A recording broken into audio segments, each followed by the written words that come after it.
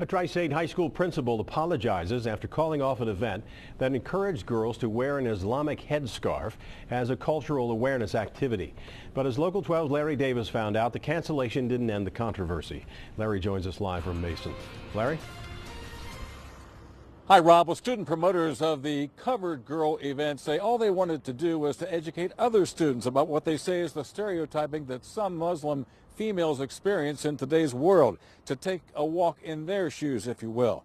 But now the event is off after some negative backlash on a number of issues, including the issue of the separation of church and state.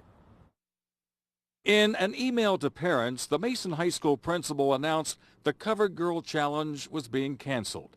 An event to celebrate diversity had backfired.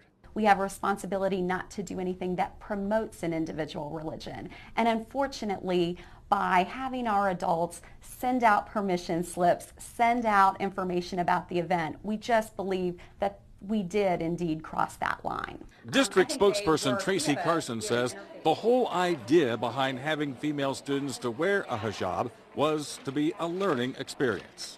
They feel certainly that there are stereotypes that they face when wearing hijab that are directly because people are able to identify them as practicing Muslim. There was backlash from the community. Some didn't like the idea of promoting Islam. Others had feminist issues. A neighborhood Facebook page captured some of the sentiment.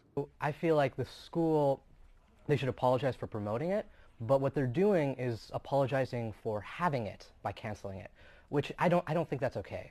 Adnan Ilyas is a Mason High School alum. He is currently president of the Muslim Student Association at Xavier University. He feels canceling the Covered Girl event cheats Mason students.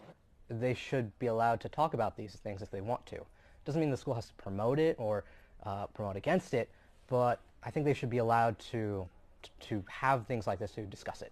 Ilyas says Mason schools have always been proud of the district's diversity.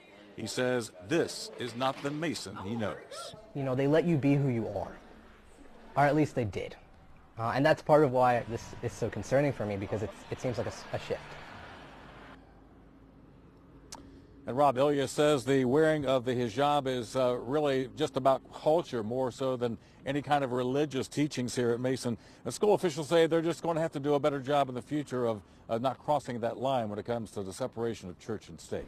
Live in Mason, Larry Davis, Local 12 News. Rob, back to you. Larry, thanks very much. You can join the conversation about the event and its cancellation on the Local 12 News Facebook page, and we hope you do.